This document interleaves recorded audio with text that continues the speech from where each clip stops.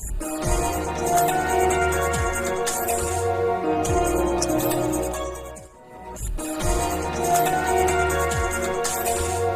name is Mahfoud from class 11 of Masyamsul Ma'arifah Al-Aziziyah Blambungaung Tangsi. I want to read Matan Taghrib, page number 3.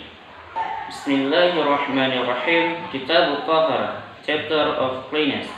Al-miyahu allati yajuzu biha tadhiru sam'u miyahin. Water can be divided into 7. Ma'u samai, raining water.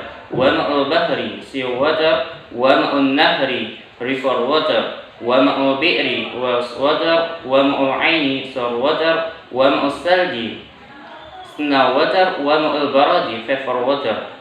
ثم المياه على 4 أقسام. Water can be classified into 4.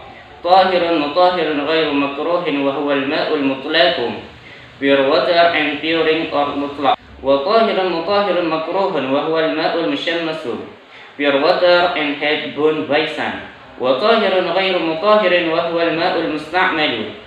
Pure water and do not puring. والمتغير بما خلطه من الطاهرة. وماء نجيس وهو الذي حلت فيه نجاسة وهو دون القلتين. And pure water or dirty water or not enough to water taps.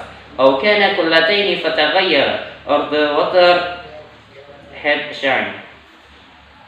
والقلتان 500 رطل بغداديا. Two water taps consist of 500 of liters Baghdad. تقريبا في الأصاهي. It was approximately as the above explanation.